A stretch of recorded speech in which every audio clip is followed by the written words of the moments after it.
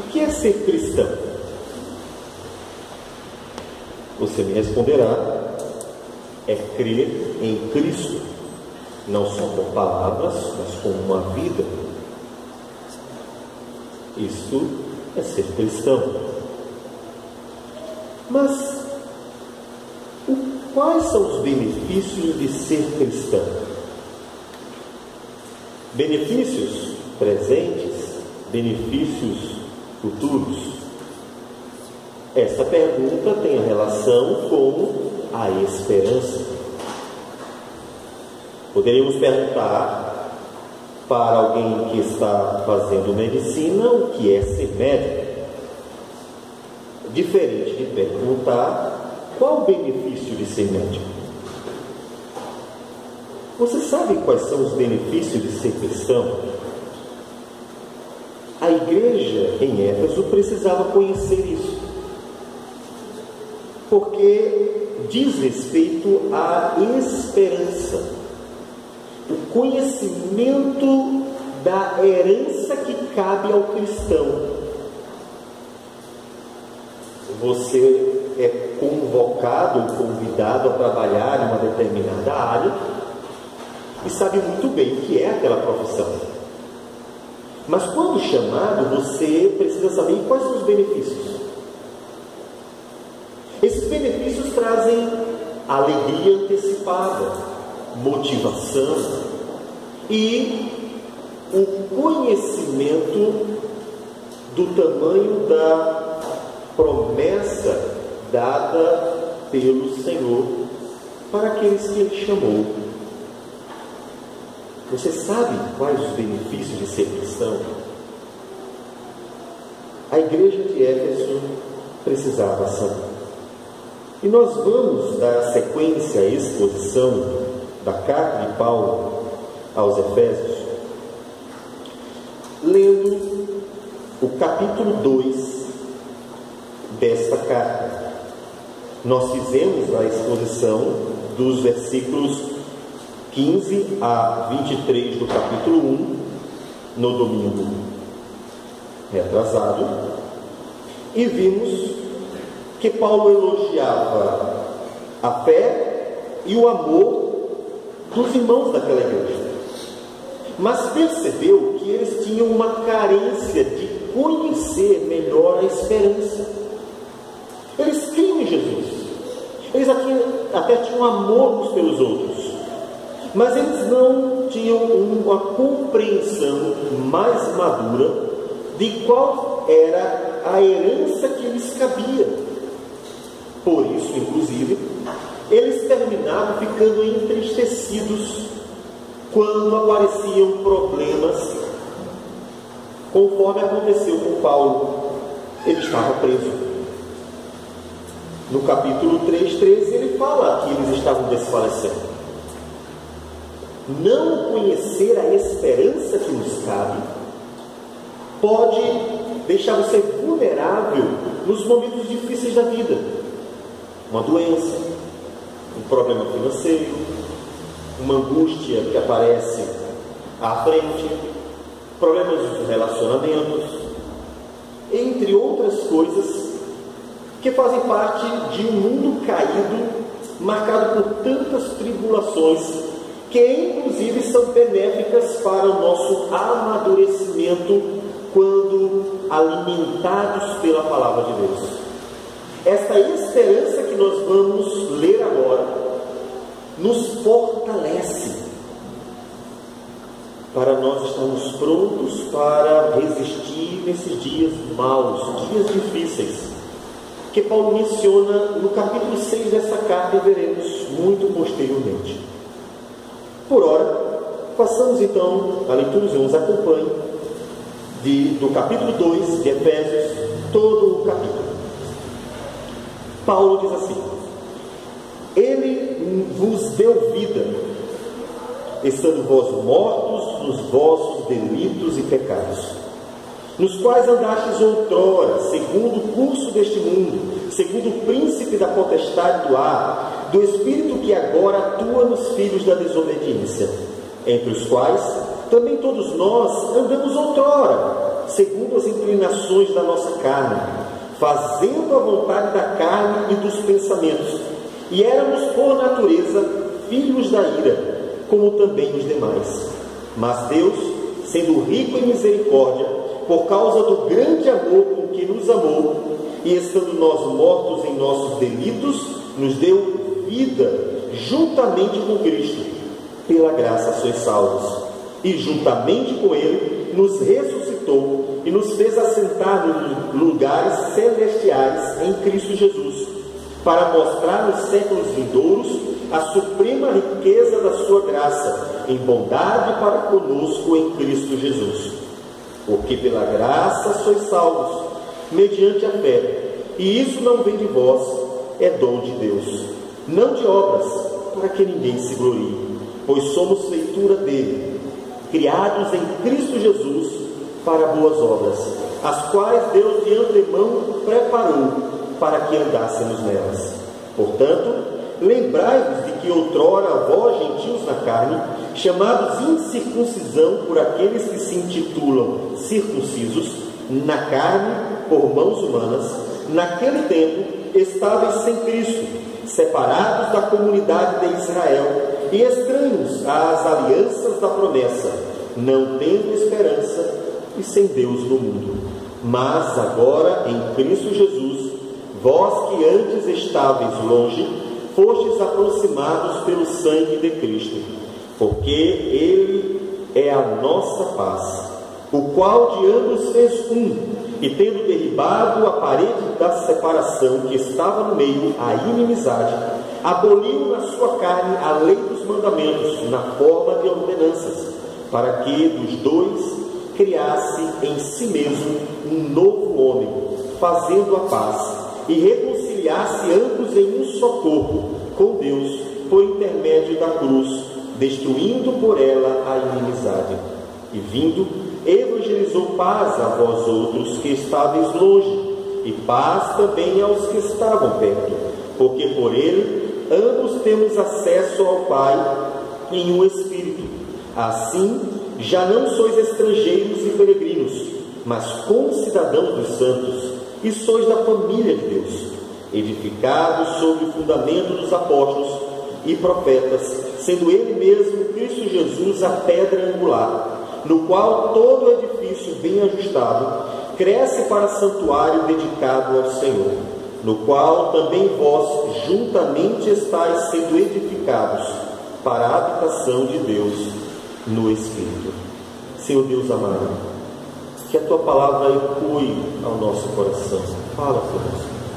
Nos dê a graça de ser instrumento do Senhor para anunciar com fidelidade e excelência a Tua palavra, e o Teu nome ser engrandecido na vida daquele que ouve com o coração pronto, quebrantado, para recebê-la e viver segundo a Tua palavra.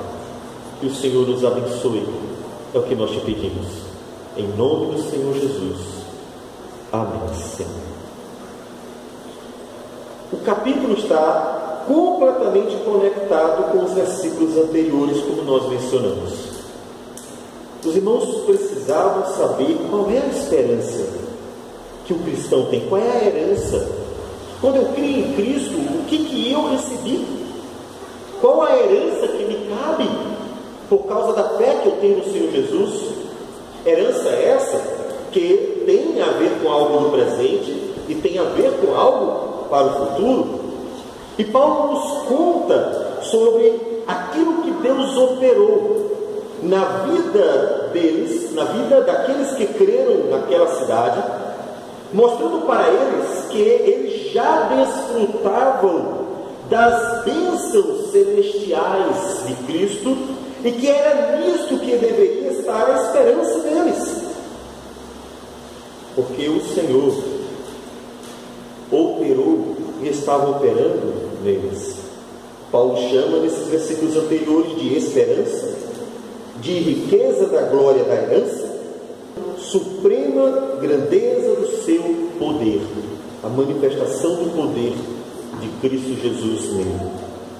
E no capítulo 2, apesar da tradução começar com Ele vos deu vida, A verdade, o versículo começa em: estando vós mortos nos vossos delitos e pecados. O que aconteceu? O tradutor, ele entendeu que deveria antecipar o sujeito da oração, porque Paulo, ele escreve o primeiro versículo, o segundo versículo, o terceiro versículo, o quarto versículo, e apenas no quinto versículo é que ele fala do sujeito da oração: Deus. Então o tradutor entendeu que era muito versículo para lermos até chegar no autor, no sujeito da obra redentora. E ele antecipa. Mas nós vamos tirar a antecipação para a gente entender bem direitinho o que Paulo quer mostrar para os irmãos lá de Éfeso. Ele começa dizendo: vocês, estando mortos em delitos e pecados, ou seja, quando vocês estavam como escravos do mundo, fazendo a vontade do mundo, quando vocês estavam como escravos do diabo, fazendo a vontade do diabo, e quando vocês estavam como escravos da própria natureza pecaminosa, fazendo a vontade do coração, dos pensamentos, a vontade da carne, quando vocês estavam escravos desses três agentes malignos, vocês estavam mortos nos seus delitos e pecados. A ênfase de Paulo é, sim, o estado miserável em que se encontravam aqueles que agora crendo não estavam mais naquele estado. Ou seja, a ênfase dele é: de onde Deus tirou vocês? Vocês estavam nessa situação. É importante observar, às vezes, inclusive em várias situações, contextos da vida, de onde nós saímos, onde nós estávamos, porque isso ajuda a enfatizar aquilo que nós ganhamos ou passamos a ser depois. Porque se não contrastarmos, pode ser que nós não percebamos o tamanho da bênção que desfrutamos no tempo presente. Parece ser pouca coisa, parece que é nada. Alguém que aprendeu sobre determinado assunto, talvez comparado com a outra pessoa que sabe mais ainda, o doutor em alguma área, quer seja teologia, quer seja uma outra área da vida acadêmica, essa pessoa, quando olha para uma outra num nível superior acadêmico, ela pode sentir que não cresceu nada, não aprendeu nada, não desenvolveu nada. Até mesmo uma igreja, que se ela não estiver atenta ao ponto de partida, talvez olhando para outros que estão aí num desenvolvimento maior, se sinta inferior. Mas quando nós olhamos para a nossa origem, a gente percebe melhor o desenvolvimento. Não, mas há 1 ano, há 2 anos, há 5 anos, há 10 anos eu sabia isso. Eu era desse jeito, eu me comportava daquele outro jeito, eu vivia assim, assado. Agora, olha a diferença, olha o contraste. Sim, houve um desenvolvimento, houve um aprendizado, houve um crescimento. O contraste mostra que, mesmo não estando num patamar de outros, mas houve um desenvolvimento que anima, alegra, motiva, e a pessoa percebe que ela está crescendo e pode crescer mais. Paulo mostra o ponto de partida para que a igreja percebesse a herança que ela recebeu de Cristo, o poder de Cristo que se manifestou nela e a esperança que ela tinha a respeito do que ainda viria. O ponto de partida da vida daquele que conheceu a Cristo é a morte. Vós estáveis mortos nos vossos delitos e pecados. Por isso, inclusive, escravos, tão facilmente escravos do mundo, do diabo, da carne. A quem você está servindo? A quem você está sendo? Quem tem domínio sobre a sua vida? O mundo constantemente motiva as pessoas em novelas, filmes, desenhos, entre outras fontes, motiva a seguir o coração.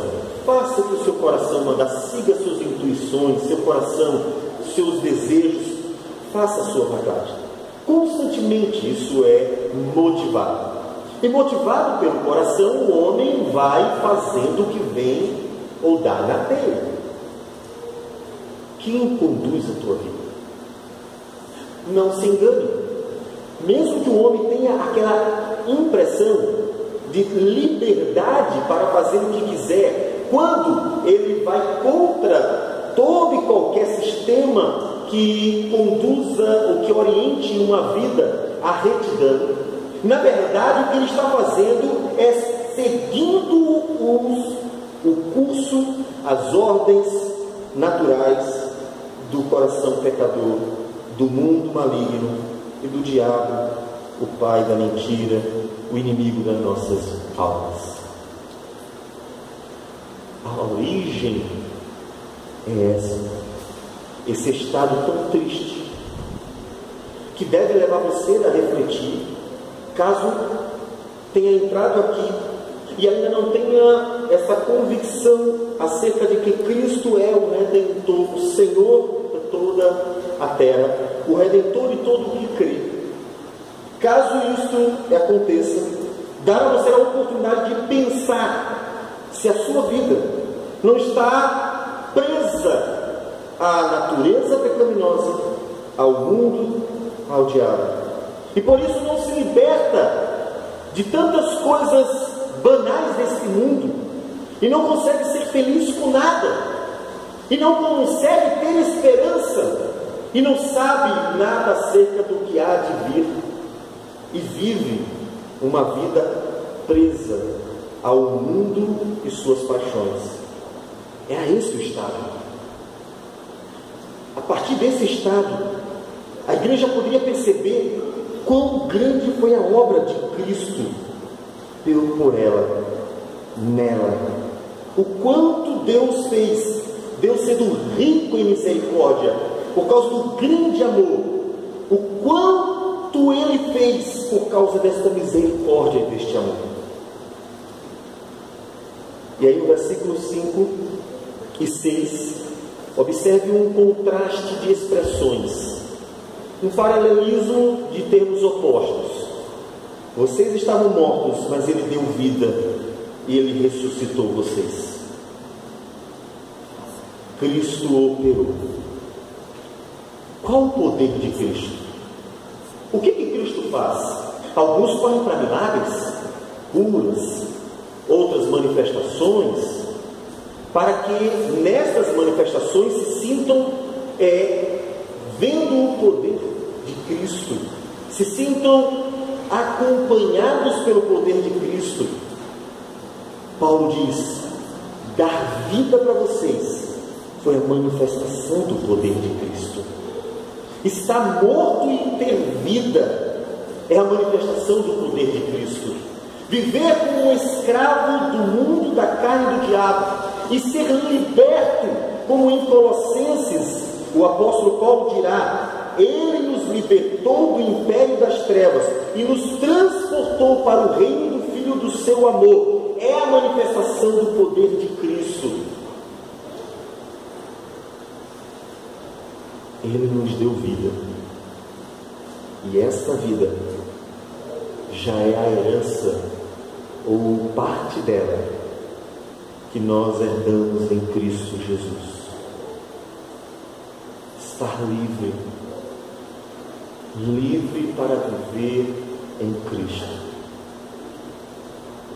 Porque estando morto, a vida do ser humano segue vazia, não consegue ter harmonia, não consegue viver bem, e a sociedade se destrói continuamente, vem geração, vai geração, e as coisas não mudam. Melhoram a dimensão que aquela geração dá ouvidos a Deus, e logo piora quando uma outra geração despreza a Deus, porque estão escravos. Por isso que nada muda. Não conseguem dizer não para a ambição, porque o coração desenfreadamente corre para estas coisas. Não conseguem dizer não para o ódio, para o rancor, a dificuldade de perdoar, algo que é mais até corriqueiro nos ambientes, aquela dificuldade de perdoar quem fez mal. E essa dificuldade é uma demonstração da natureza pecaminosa que não consegue se libertar do orgulho, do egoísmo e outras questões relacionadas a essa dificuldade. Ele libertou.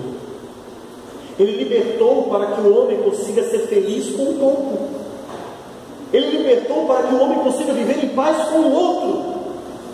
Ele libertou para que o homem possa olhar para Deus e reconhecê-lo como Senhor, Criador, e glorificá-lo, e desfrutar das bênçãos, do amor e do carinho, desfrutar da presença e da alegria que Ele concede pelo Espírito ao coração do cristão.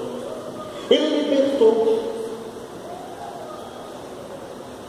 As dificuldades que o homem tem para viver uma vida que na verdade é uma bênção, diz respeito à prisão que da natureza pecaminosa, o mundo, o diabo tem sobre a pessoa. Quais são as dificuldades que você tem? Essa é uma oração importante. Senhor, eu não posso viver uma vida escrava do pecado, escrava da maldade, escrava da infelicidade pela nunca satisfação, nunca satisfeito com as coisas, com a vida. Eu não posso ser escravo disso. E mesmo libertos por Cristo, o cristão precisa olhar para o pecado como alguém liberto e tirar, digamos que, a sujeira que ficou da prisão, para estar livre dela. Jesus disse que aquele que foi lavado não precisa ser lavado de novo, ele precisa só lavar o pé, porque a poeira pega no pé. É preciso se desfazer desta poeira. A herança do Senhor é a liberdade.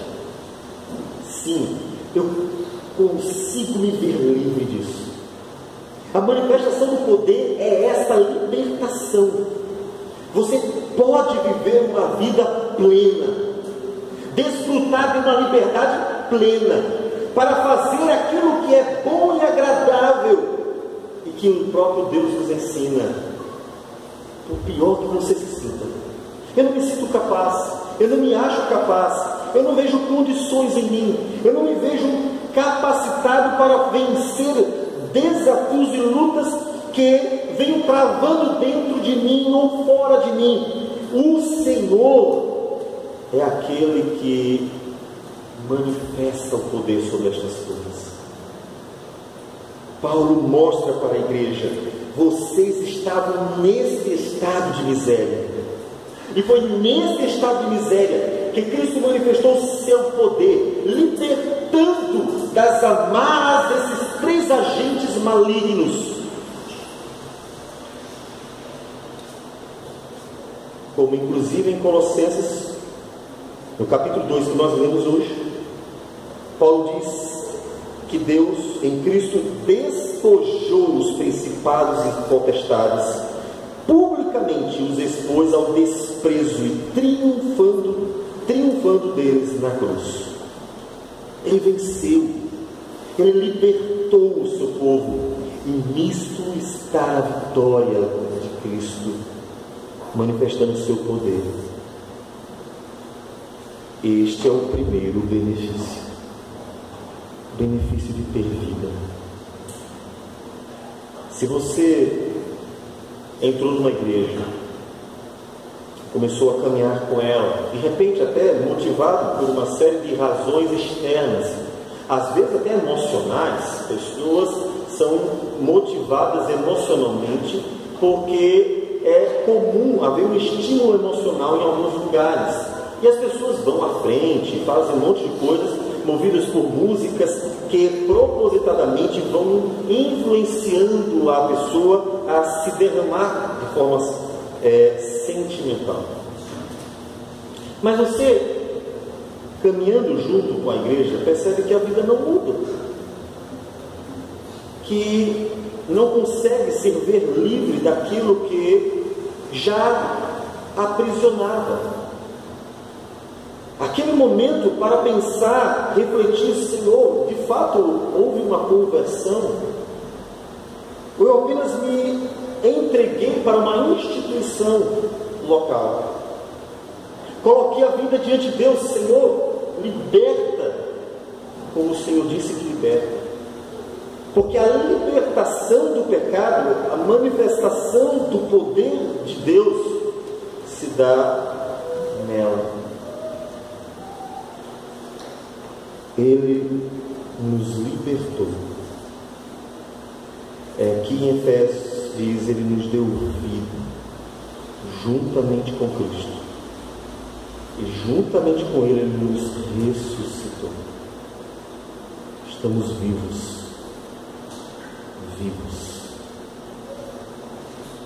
Este é um benefício. Jovem, você está vivo em Cristo. Isso é o benefício de vencer o pecado, o mundo. Adulto, pai, mãe, homem, mulher, famílias, estamos vivos. Este é o benefício do Senhor para podermos viver uma vida diferente. Não precisamos viver uma vida igual ao mundo. Não é necessário, porque todo mundo faz de um jeito de fazer igual. Não é preciso viver uma vida medíocre, porque Cristo libertou para que fosse livre. Ele deu vida para que vivesse nele. Ele nos deu vida.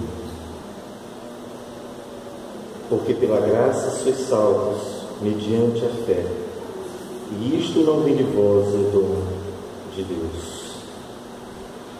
A redenção, o Senhor Jesus, que significa estar livre da ira vindoura, do dia do juízo, e estar com o Senhor. Livre do dia em que virá sobre todo homem sem Cristo, para estar com o Senhor. Isso vem dele. A ideia de que é dom de Deus deve ser compreendida como uma expressão inteira. Tudo isso, a graça mediante a fé, toda essa expressão, tendo em vista que Paulo diz, isto não vem de vós. A forma como ele escreve, usando o neutro, e é comum ele fazer isso em suas cartas, remete não ao termo anterior, que é feminino, mas à expressão inteira. É uma forma comum de Paulo escrever, e não só Paulo, de usar um gênero neutro para apontar para tudo que foi dito antes, não importando que gênero é, masculino, feminino.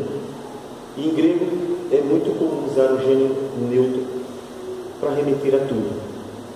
Tudo isto é dom de Deus, para que tão somente Ele seja glorificado. Deus nos deu isso. É uma herança do Senhor. Se você recebesse hoje uma herança qualquer, é claro que quando a gente pensa em herança, já pensou em alguém morrendo. Então vamos esquecer essa parte. Vamos pensar no benefício que você vem a receber. E ao receber essa herança, você ficaria entusiasmado. Você estava planejando construir uma casa, comprar um apartamento, adquirir um carro, outro plano qualquer da vida. De repente, uma herança milionária aparece. Aquela herança milionária que se vê em fios. Você passaria a noite em claro. Você não saberia se contava para todo mundo, se ficava para você mesmo e a sua família. Antecipadamente, talvez até antes de tocar em qualquer centavo do dinheiro, faria um monte de planos. Pensando como gastaria cada coisa, você estaria motivado pela herança. Paulo está mostrando a herança que Cristo nos dá. Porque o Cordeiro de Deus já foi morto. E a herança é dada quando alguém morre. E o Cordeiro de Deus já foi morto. A herança foi dada. Como você se sente ao conhecer o tamanho da herança dada pelo Senhor? Essa graciosa salvação que acompanha uma série de benefícios que nós vamos vendo aqui na sequência, dentre os quais é o versículo 10, que nos mostra que Ele nos abençoou com a bênção de poder fazer a vontade dEle, pois somos feitura dEle, criados em Cristo Jesus para boas obras, as quais Deus de antemão preparou para que andássemos nelas. Eu não conseguia perdoar, pastor, eu não conseguia. A pessoa vinha me fazer mal, eu sabia que tinha perdoado, mas eu não conseguia. Meu coração, mesmo que eu dissesse da boca para fora que eu perdoo, mesmo assim meu coração continuava remoendo aquele rancor, aquela angústia por ter passado por uma situação em que se sente injustiçado e não consegue liberar um perdão real. Aquele que Jesus diz que é do íntimo perdoar o outro. Uma das heranças de Cristo é essa: criados em Cristo Jesus para boas obras. Perdoar é uma obra boa, é uma boa obra. Amar é uma boa obra. Ser justo é uma boa obra. Ser íntegro é uma boa obra. Ser honesto é uma boa obra. Falar a verdade é uma boa obra. Ser uma bênção para as pessoas é uma boa obra. Tudo isso contraria o egoísmo, o orgulho, a maldade, a dificuldade de perdoar, entre outros desejos do coração pecador. Essas coisas vão de encontro, contrariam aquilo que o coração do homem naturalmente já faz. Esta é parte da herança. Criados para estas boas obras. Obrigado, Jesus. Eu não conseguia perdoar hoje, eu perdoo. E nem lembro. Se amanhã me perguntarem o que foi que ele fez, talvez eu nem mesmo me lembre direito. Não porque, de fato, a gente apague da memória, mas por não estar se importando mais, e o coração está completamente livre de qualquer rancor. Aquilo que aconteceu já não mais vem à mente como algo vivo, mas como algo apenas passado e completamente enterrado, porque o perdão verdadeiramente foi dado. Este e outros muitos casos são resultado de termos sido abençoados por Cristo Jesus. Por isso que muitas vezes, quando nós ainda percebemos que estamos propensos a alguma coisa errada, somos convidados por Deus a nos angustiar, a pedir perdão, a confessar e dizer: Senhor, me perdoe, mas não só me perdoe, muda isso, porque esse benefício, esta herança, esta bênção que é uma manifestação do poder de Cristo, ainda está acontecendo. Ninguém aqui é perfeito, todos ainda estão sujeitos a errar. Mostra que Cristo está manifestando o poder, como Paulo diz que isso acontece de pouco em pouco, de glória em glória, até sermos a imagem de Jesus. Ou seja, Ele ainda está operando, mas o fato de Ele estar operando já alegra o nosso coração. É real, Ele está fazendo. O que Deus está fazendo na tua vida?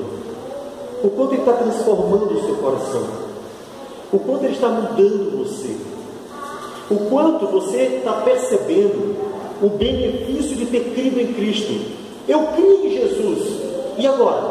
Agora eu sou nova criatura, tudo se fez novo, eu estou vivo, não mais morto, liberto, não mais escravo. e capacitado para viver a vontade de Deus. Porque se em algum momento você disser que não consegue se livrar do mal, do pecado, de coisas que não são agradáveis a Deus, você estaria dizendo que ainda está escravo, que não foi ressuscitado juntamente com Cristo. Ou seja, que ao Jesus ter ressuscitado, você não nasceu com Ele. Ou seja, uma identificação com Jesus. Eu estou em Jesus, Jesus está em mim.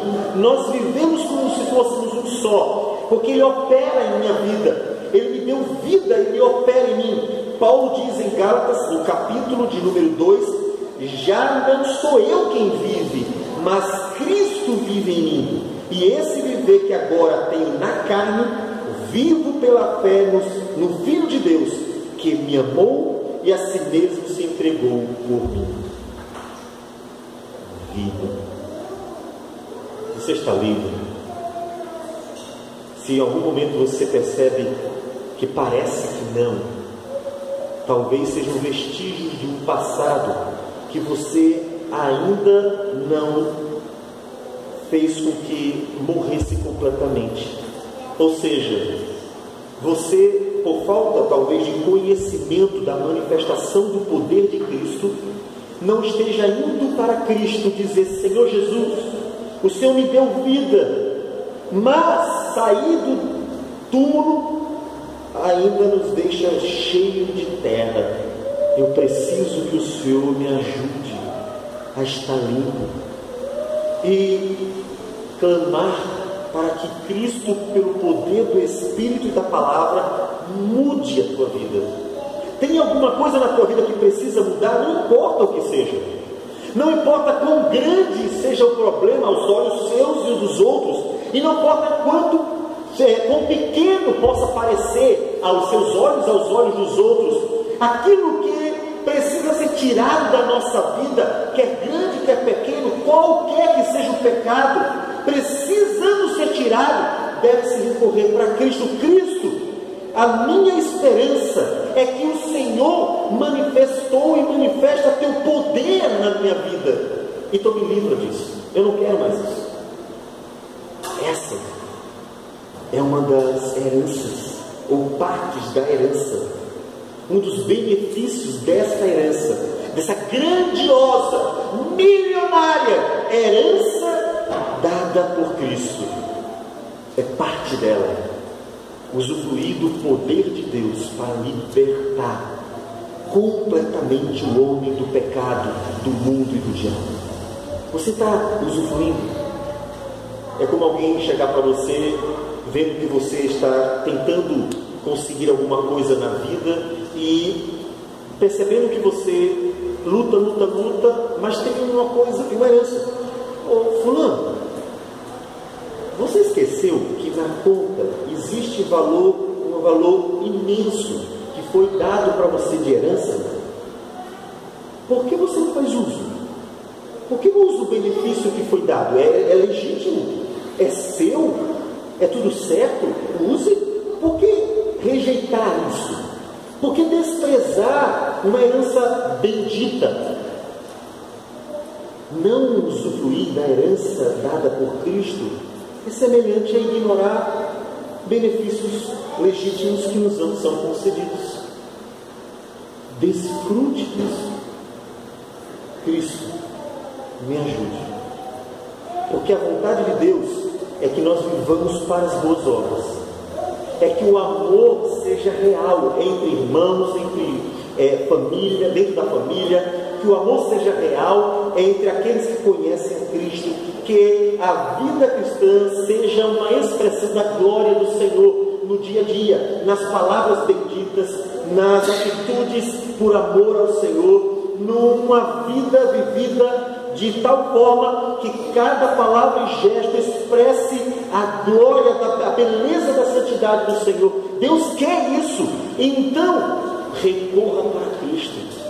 Eu não consigo. Lá em casa, minha mulher faz uma coisa, eu brigo logo com ela. Não consigo me conter. Pastor, que coisa, parece que tem algo que me domina. É verdade. Então vá para Cristo. Cristo tem algo que está me dominando. Eu não consigo me conter quando eu poderia estar me calando, me comportando, agindo de forma agradável. E então eu deixo que o meu ego, que o meu orgulho, que minha vaidade se sobressaia e eu acabo com tudo. A briga está feita. Cristo domina sobre mim. A tua palavra diz: não vivo mais eu, mas Cristo vive em mim. E vale para o homem, vale para a mulher, vale para a criança, vale para o jovem, vale para o adulto. Deus, preciso que o Senhor manifeste o teu poder sobre a minha vida. Essa é parte da herança que Deus nos dá em Cristo, uma bendita herança que Ele nos dá. Mas Ele segue com elas. A partir do versículo 11, Ele vai usar umas outras figuras e nos mostrar mais alguns benefícios dessa herança. Ele diz, lembrando o passado, veja que ele volta para o passado. Ele falou do passado nos versículos de 1 a 10, falando acerca da escravidão, do pecado, do mundo, do diabo. Esse era o passado. Qual é o presente? É a vida, a nova vida em Cristo Jesus, para uma vida agradável a Deus, de boas obras, inclusive que nos alimenta a esperança, porque ainda há algo por vir, a esperança da glória que há de ser manifesta, revelada. E aí ele pega e retorna ao passado. Ele quer falar outras partes da herança, ele quer mencionar outros benefícios. Ele volta. Vocês antes, ele diz, outrora, versículo 11, eram gentios na carne. O que ele está dizendo? Vocês não eram judeus, então vocês não faziam parte de Israel, vocês eram gentios, vocês viviam para outros deuses, não para o Deus de Israel. Vocês viviam idolatrando pedaços de pau, barro, objetos das mãos dos homens, e não o Deus de Israel. Vocês tinham cultos que eram verdadeiras orgias, vocês viviam no meio da prostituição em seus rituais pagãos, e não o culto santo e agradável que Deus ensinou a Israel. Ele está dizendo que eles estavam longe de Israel, eles viviam completamente separados de Israel, eles não tinham esperança.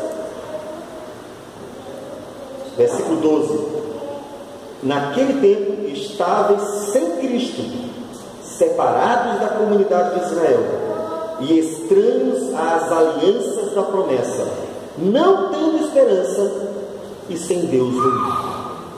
No tempo em que eles eram escravos do pecado, do diabo e do mundo, eles também estavam separados da comunidade de Israel, sem Cristo, estranhos às alianças da promessa, não tendo esperança e sem Deus no mundo. Essa era a realidade.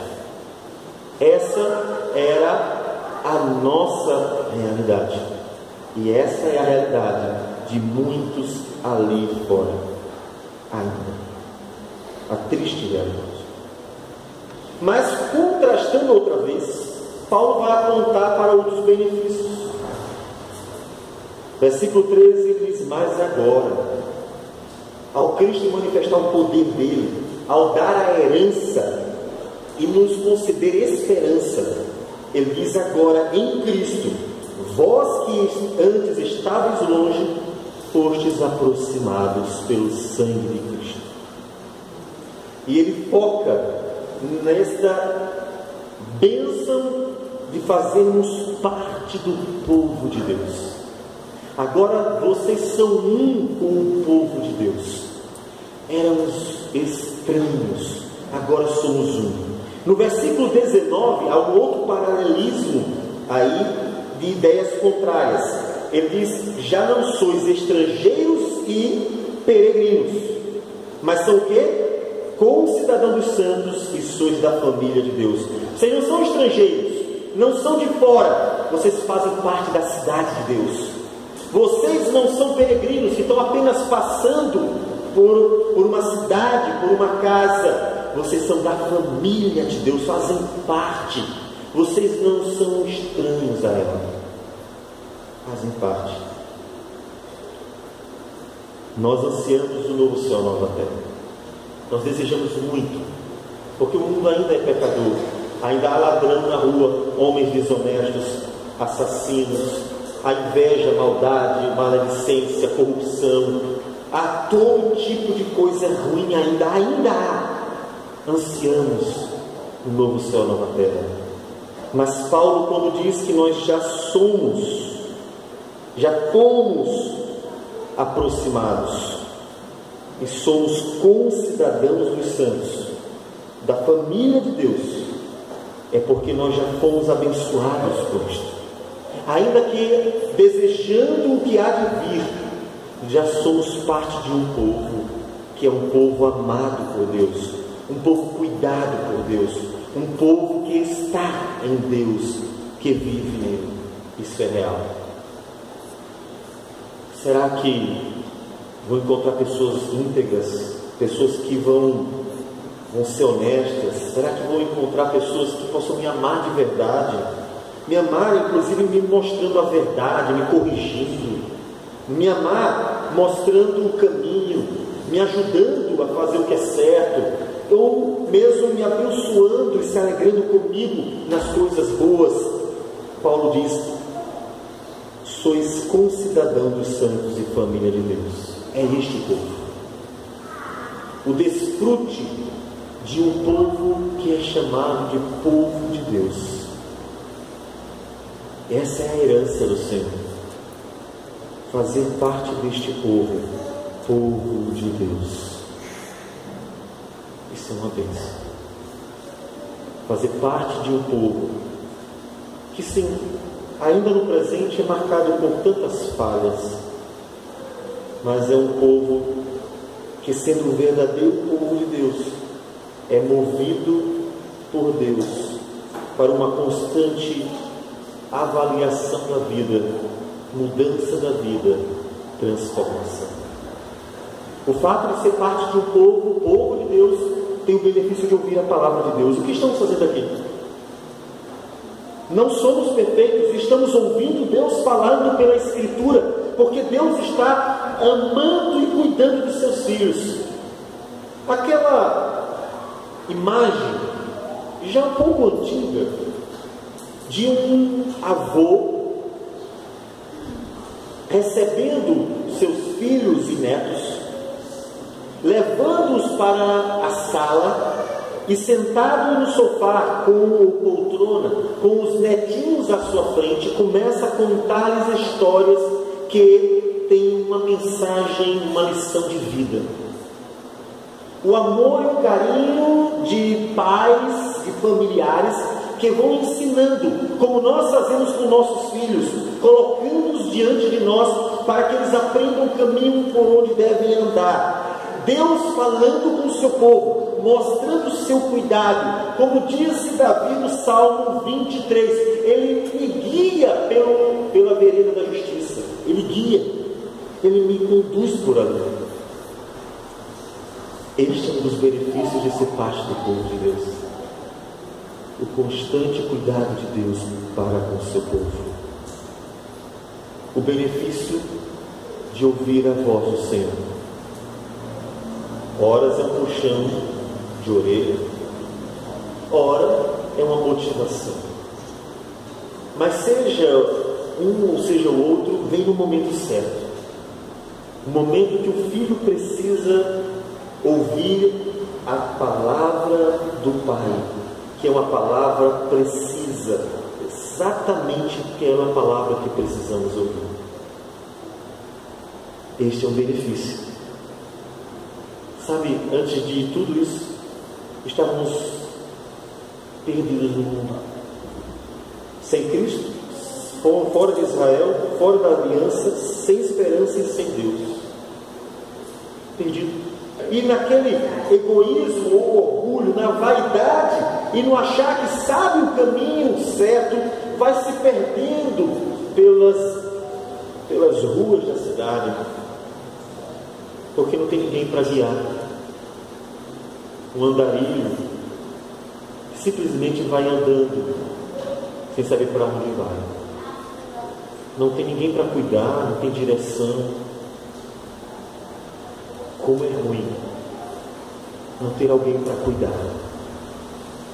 Lembramos às vezes disso quando nós mais velhos, já com filhos, passamos por problemas na vida que, nos sentindo tão pequenininhos diante dos problemas, bate no coração às vezes aquela saudade dos pais, daquele tempo em que nós tínhamos alguém para nos proteger do mal, nos conduzir, nos direcionar, nos guiar. Às vezes o adulto tem aquela sensação de que como era bom quando eu era criança, como era bom quando eu era adolescente, e na minha imaturidade queria uma independência, sem saber o que queria, sem saber o que eu estava desejando.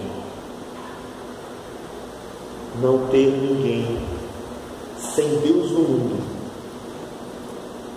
é o que nós vemos naqueles que ainda não conhecem a Cristo, quando nós também não conhecíamos a Cristo, e Cristo nos trouxe o benefício de nos colocar dentro da família de Deus. Há um lar onde nós somos acolhidos, onde a voz paterna nos fala ao coração o tempo inteiro, e tantas vezes com paciência, porque os filhos às vezes são rebeldes e acham que sabem de tudo, e Deus pacientemente vai falando 1, 2, 3, 4, 5, 6, 10 vezes. Eu nem sei quantas vezes o pai fala com o filho a mesma coisa, mas Deus faz isso conosco no mesmo jeito, pacientemente. Este é o benefício da esperança que Cristo nos trouxe quando nos deu vida. A esperança em Cristo Jesus diz respeito a uma herança já presente. Somos parte de uma família. A família, ela é amada, ela é cuidada, a família é sustentada. Somos parte dela. Você está desfrutando desse benefício? O filho pródigo. Jesus conta uma parábola de um filho que pede sua herança antecipadamente e termina indo e gastando. Lá, depois de perder tudo e ver que o mundo o tratava mal, ele percebe que burrice que ele cometeu, porque na casa do pai, na família, até os funcionários são bem tratados, quanto mais o filho. Às vezes nos acostumamos com os benefícios. Vivi em cidade de praia a minha vida quase toda, a 50 metros do mar. Se você me botar uma praia na frente, praticamente eu não sinto necessidade. Eu acostumei com ela. Assim, quando nós temos piscina em casa, é possível que uma pessoa com piscina, ela quase nem mergulhe, porque ela se acostuma, com o tempo vai se acostumando. Com outros benefícios, acontece a mesma coisa. Costumamos não dar valor àquilo que nós temos em abundância, nem percebemos a dimensão daquilo. Já estamos tão acostumados que parece não ser tão bom, até perder.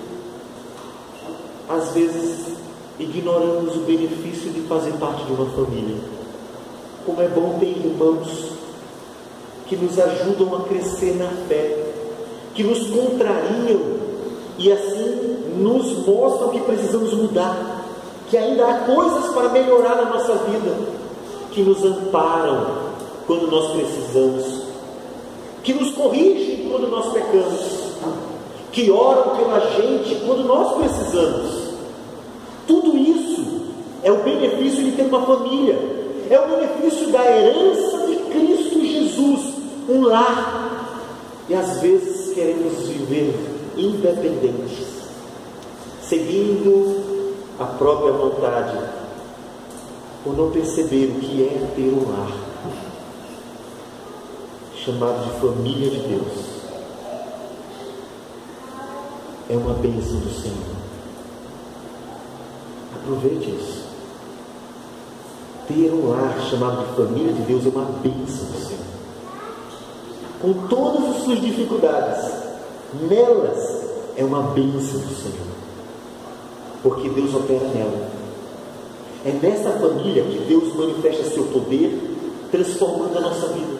É nessa família que Deus age, fazendo com que nós vivamos para a glória dele. É nessa família que Deus fala conosco, para que nós possamos ouvir a voz de exortação e de consolo também. É nessa família que Deus ouve a nossa oração e então age, curando o enfermo, ajudando o necessitado, auxiliando aquele que está com algum problema, fortalecendo o fraco, corrigindo o que não percebeu suas falhas. É nessa família que Deus opera. A família da aliança. A aliança que antes estávamos longe, agora fazemos parte dela, na nova aliança em Cristo Jesus. Somos a família de Deus. Essa é uma bênção maravilhosa. Afinal, uma família com muitos irmãos, por exemplo, ou mesmo poucos, terá dificuldades. É provável que um irmão bata no outro. Não sei quantos já fizeram isso por aqui. Quantos já brigaram com os seus irmãos? E se o número é maior, provavelmente a encrenca é maior também. Isso acontece. Mas perder um irmão, por mais que tivesse um relacionamento de amor e ódio, de tapas e beijos, perder o irmão nos lembra quão bom era tê-lo, como era bom ter aquele irmão conosco. A família. Pense no valor dela para você, porque é uma bênção da herança divina, é um benefício do Senhor para nós. E no versículo 20 a 22, o apóstolo Paulo nos leva para uma outra analogia. Não mais cidadãos de uma cidade, a cidade divina, que estreita seu relacionamento, porque ela não é só uma cidade, é uma família. Não é apenas cidadãos de um mesmo local, mas uma família. E agora ele fala de uma outra figura, de um prédio edificado sobre o fundamento dos apóstolos. Jesus falou, quando estava terminando o Sermão do Monte, sobre a necessidade de construir a casa sobre uma rocha e não sobre areia. Aqui Paulo está usando semelhante figura. Construção sobre um fundamento sólido. A nossa vida estava edificada sobre areia e bem movediça. Por isso que ela é escorregada e normalmente vai descendo, vai afundando. Paulo disse que estamos edificados sobre o fundamento dos apóstolos e profetas, em outras palavras, sobre a Escritura. Quando ele fala dos profetas e apóstolos, ele está falando da Bíblia, porque Deus usou o Antigo e Novo Testamento exatamente profetas e apóstolos. É a Escritura, sendo Cristo a pedra angular, a pedra principal deste edifício. É Ele. A igreja está construída sobre a Escritura, tendo Cristo como a pedra angular. Então é uma construção sólida, é uma construção firme, que não pode se abalar. Quantos mil anos tem a igreja do Novo Testamento, pensando aqui no texto que nós estamos lendo até os nossos dias? 2000 anos aproximadamente. Todos já tentaram destruir a igreja, nunca conseguiram, porque ela está fundamentada sobre os apóstolos e profetas, tendo Cristo como pedra angular. Aquelas que não estiveram fundamentadas sobre os apóstolos e profetas passados se perderam, mas as igrejas locais que estiveram bem fundamentadas na Escritura permaneceram e resistiram ao tempo. É uma bênção do Senhor termos sido erguidos como prédio de Deus. Versículo 22 diz: edificados para a habitação de Deus no Espírito. Deus nos abençoou, nos colocando sobre uma rocha, dando-nos um fundamento sólido e enchendo nosso prédio, que não é esta construção aqui de 4 paredes, mas a igreja viva, enchendo do Espírito do Senhor. A igreja desfruta da presença do Espírito enquanto o mundo está morto. A igreja está viva e desfruta da presença do Espírito enquanto o mundo está em trevas. A igreja está bem aquecida e iluminada pelo Espírito, que a enche e conduz pela palavra. Lâmpada aos meus pés, luz para o meu caminho, diz a palavra, luz para o meu caminho. Fomos edificados sobre a Escritura, tendo Cristo como pedra angular e habitados pelo Espírito. Esse é um benefício. Nós estamos cheios de Deus. Mas você está desfrutando desses benefícios? Não esqueça esses benefícios. São grandiosos, são bênçãos divinas, são herança. Qual é a implicação? É que quando o cristão olha para estas coisas, ele então lembra que o seu foco é Cristo.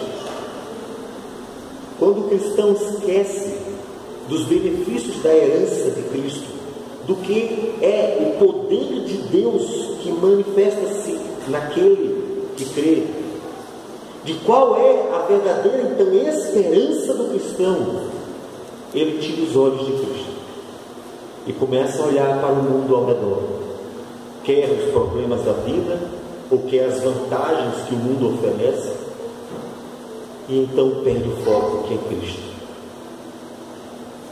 Olha para Cristo, olha para o Senhor Jesus, porque isso ajudará você a resistir às lutas da vida. Porque mesmo que tudo esteja mal, você vai lembrar, mas a minha herança é intacta. As coisas não estão saindo como eu gostaria, o mundo ao meu redor não está como eu queria, meus sonhos não foram realizados como eu gostaria, desejaria, mas a minha herança está aqui, está intacta. Aquilo que Deus me deu graciosamente é real. É nisto que deve estar posto os meus olhos, naquilo que Deus prometeu e me deu em Cristo Jesus. Olha para a herança do Senhor e verá que temos muito. Verá que temos muito mais do que aquilo que talvez desejemos ter na vida. Porque a herança de Cristo é uma herança eterna, perfeita e de um valor inestimável. Qual o benefício de ser cristão? É este: é desfrutar de tudo isto. E é por isso que Paulo não quer que os efésios fiquem tristes com as tribulações, como ele diz no capítulo 3, versículo 13. Não fique triste, porque o que vocês têm vale muito mais. Ou como Paulo diz em Romanos, no capítulo 8, também falando das angústias e tribulações, quando ele diz: tenho por certo que o sofrimento do tempo presente não pode ser comparado com a glória a ser revelada em nós. Não fique triste. As coisas ruins da vida não podem ser comparadas com as coisas boas que Deus tem para o seu povo. A herança de Cristo é muito mais valiosa. O que Deus opera em nós e para nós vale muito mais do que tudo. que nós possamos sofrer neste mundo. Este é o benefício de ser cristão. O benefício de ser cristão é ter esta herança dada por Jesus Cristo. Desfrute dela. Não deixe ela guardadinha, pois a herança dada não foi para ser guardada, foi para ser usufruída. Usufrua. Se alegre nela. Se regozije como alguém que recebeu uma herança e quer aproveitar a herança. Se alegre. Desfrute. Usufrua ao máximo, porque foi para isso que Deus nos deu, para a nossa alegria nele, para mostrar a bondade dele, para glorificar o nome dele na nossa felicidade nele. Então se alegre nele, porque a herança de Cristo é a bênção de Deus para o seu povo.